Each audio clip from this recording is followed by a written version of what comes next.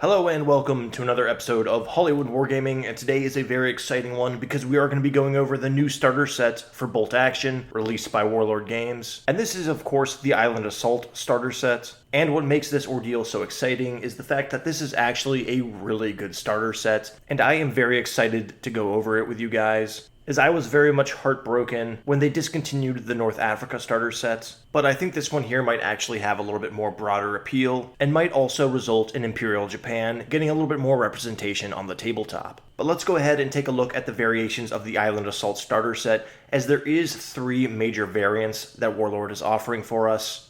One of which is our basic starter set that is going to be coming in at $120. It's going to include an M3A1 half-track for the US, a Chi-Ha tank for the Japanese, followed up by 24 infantry models for each faction, and a bonus model for the US Marines that's going to be a dog handler. So you will have a total of 49 infantry models in this box, along with 2 vehicles. And after that, you are going to get a little bit of a bonus terrain thing here. It's going to be 2 spider holes and a Japanese pillbox, which are kind of scenario-specific terrain. If you're trying to fill out a table, this is only going to really act as a sort of accent or flavor terrain. It's not going to give you line of sight obscuring stuff. Still, it is a really niche item that does come into play in the Pacific Theater, so it's great to have bundled in here so you don't have to buy it later, and it will come in handy if you do plan on playing any of those campaign books, or if you just want to set up some cool attack and defense scenarios. After that, it is going to come with those template and pin marker sprues that you frequently see in these starter sets. And these aren't necessary for the game, but they definitely come in handy, especially that template. And again, it's nice to have them bundled into a box set rather than having to buy these separately, as they're honestly a bit overcosted on their own.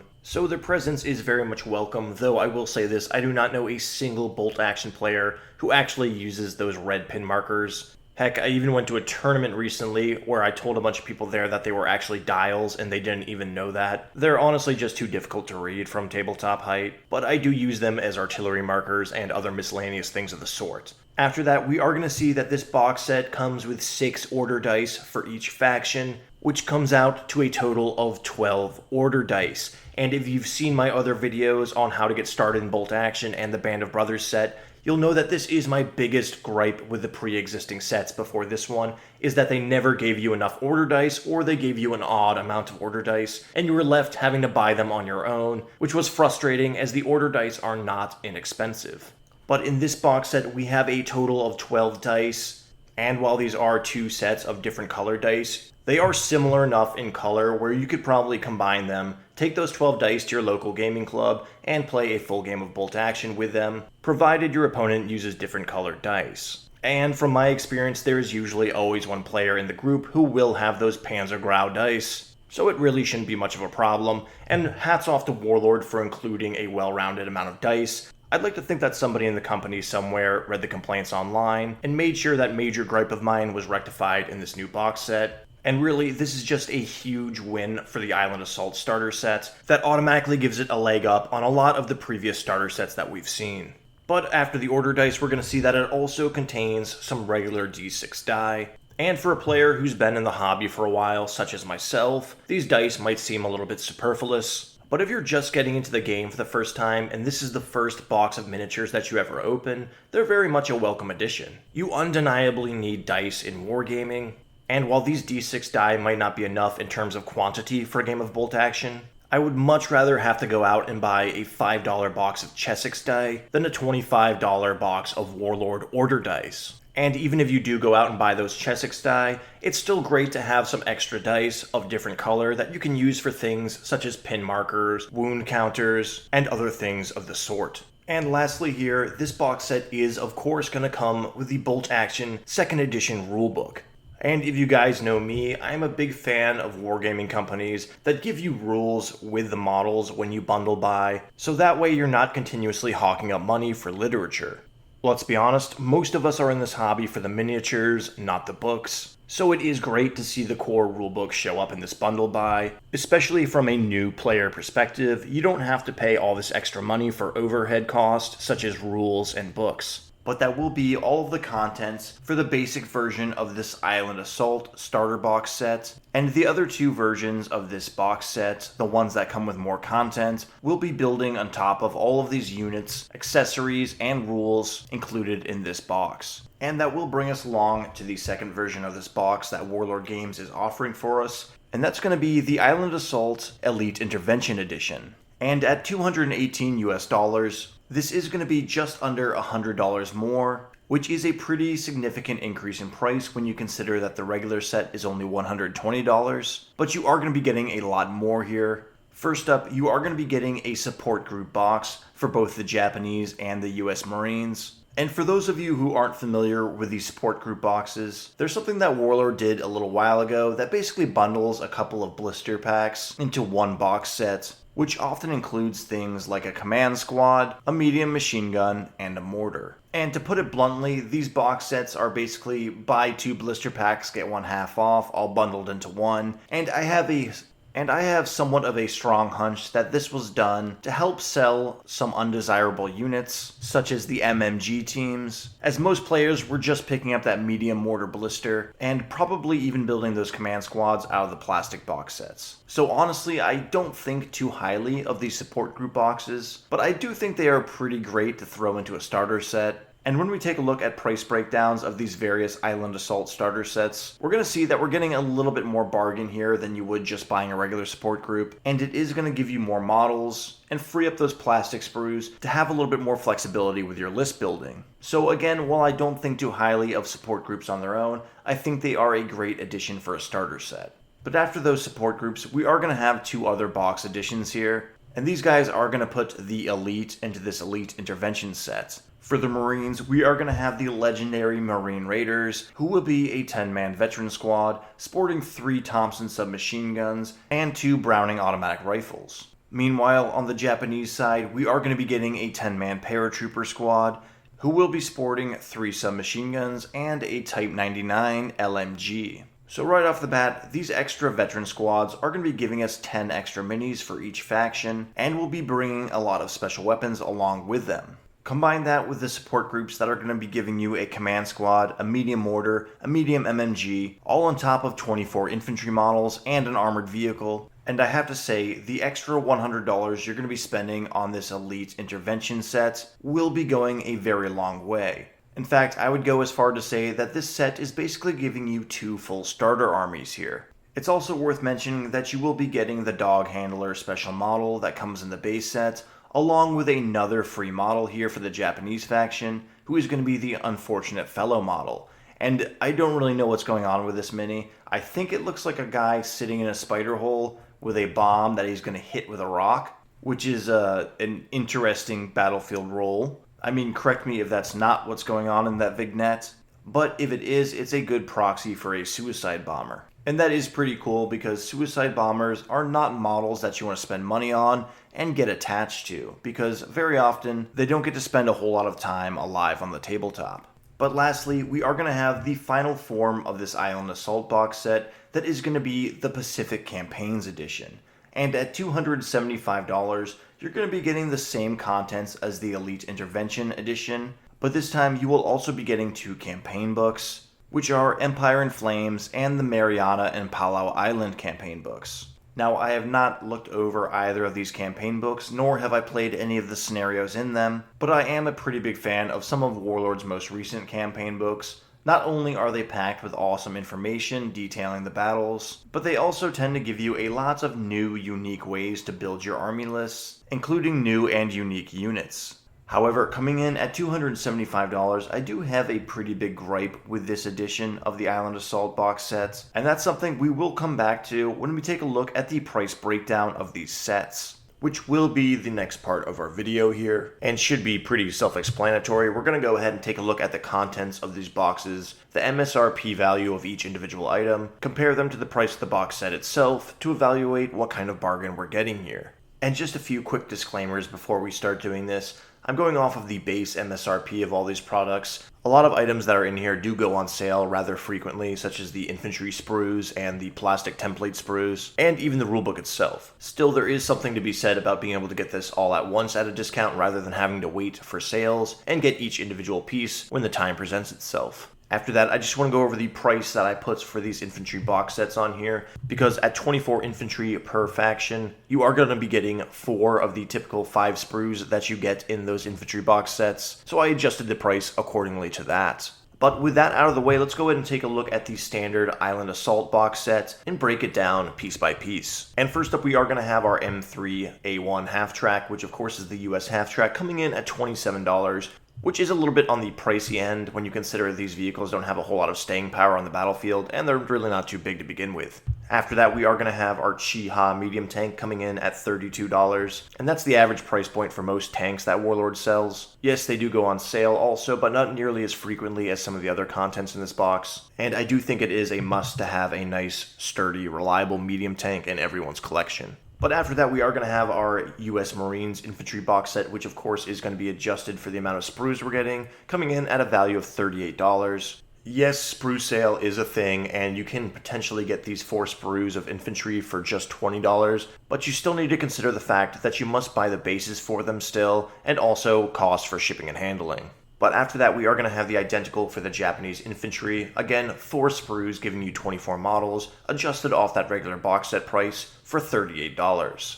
But after that, we are going to have our rulebook here, and this box set does include the A5 rulebook, which is the smaller paperback version, and because of that, I decided to match it to the cost of the PDF rulebook, rather than the full-size hardback copy, bringing its value in at $28. Now again, this is an item that frequently goes on sale, and I highly recommend you guys buy the literature you want when it goes on sale. But that core rulebook is something that you undeniably must have, and it really wouldn't be a starter set without one.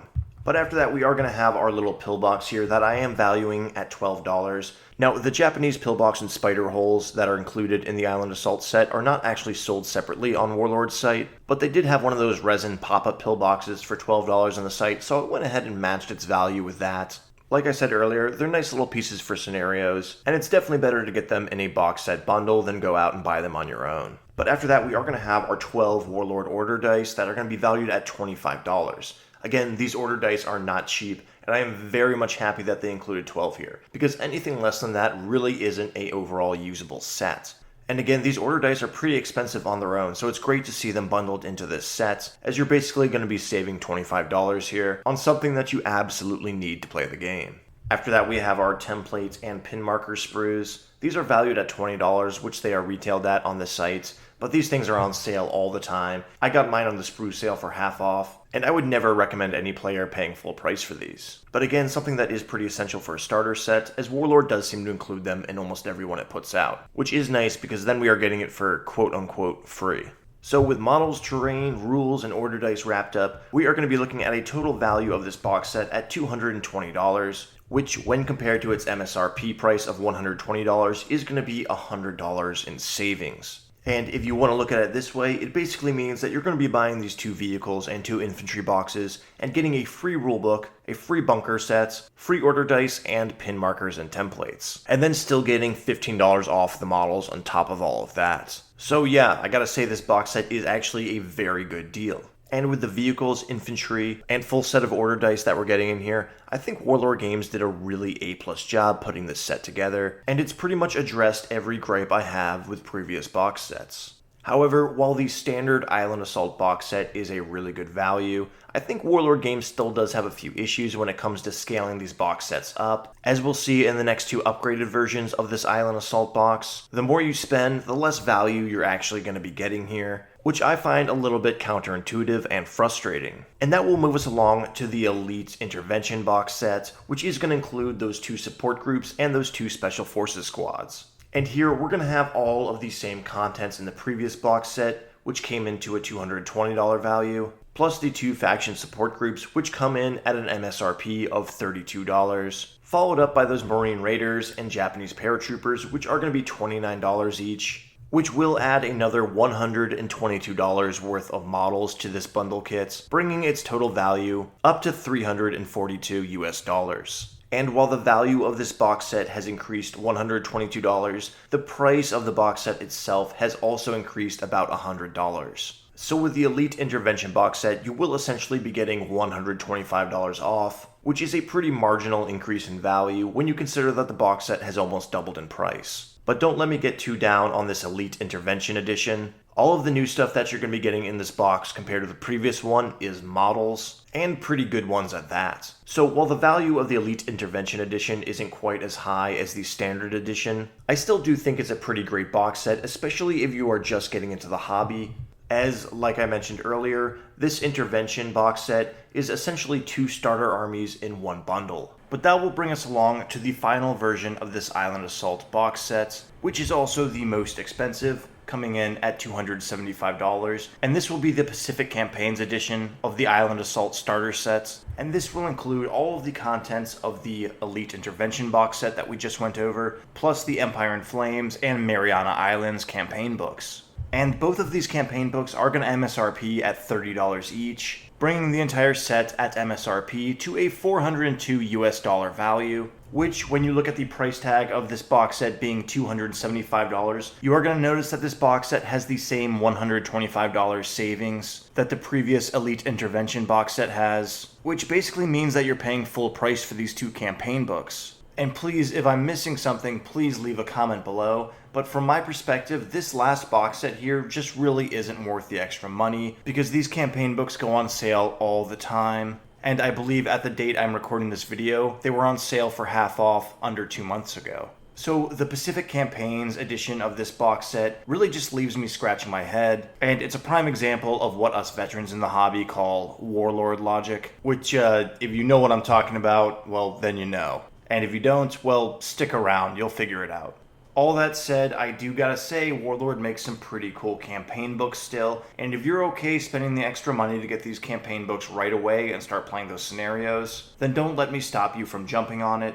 But if you are a new player, go ahead and get one of the previous 2 editions that are less expensive, paint your models up, play some rounds with the standard rules, and by the time you get sick of that, these campaign books will probably be on another deep sale. But with the value of these box sets wrapped up, we are going to go ahead and take a look at how I would recommend building those 24 infantry models you're going to get for each side of the factions in this box set. So if you're a new player getting into the game and you just open up this box, you're going to see a lot of different plastic bodies and arms, and you might be scratching your head as to how you should build them. Well, this part of the video is made specifically for you. And if you've never seen one of my how to build guide videos before, this is going to follow a very similar process. Basically, I am going to recommend a build that will give you a fully functioning reinforced platoon using just those 24 plastic models there, should you have bought the standard box sets, followed up by another recommended build should you have gone with the Elite Intervention box set, which is going to allow you to build more infantry with those 24 models, as those support groups are going to help cover those command squads and special weapons that you would otherwise have to build. So first up here, we do have the standard box set build, and on the left we're going to have our US faction, and of course on the right, Imperial Japan, in case you couldn't tell by the flags. And starting on the left with the US faction, we are going to be building 2 squads of infantry here, each of which is going to be a 10-man squad, and this will consist of your NCO or sergeant wielding a Thompson submachine gun, followed up by 7 M1 Garand riflemen and 2 Browning automatic rifles. And this will give you 2 very durable and flexible Marine squads that are going to be able to pack a lot of firepower and give you the models that you will need to build a skeletal backbone for your collection. And after those 2 10-man squads, we are going to be building 1 command squad, and this will consist of your commanding officer wielding a Thompson submachine gun, backed up by another assistant wielding the SMG. Now, as we all know, command squads can equip whichever weapons they like without cost, so it's always a good idea to get a little bit extra firepower in there for free with submachine guns. It is also worth noting that command squads cannot take BARs. I saw someone on Reddit saying that someone was trying to do that to them. That is breaking the rules and cheesing your opponents, so do not do that, please.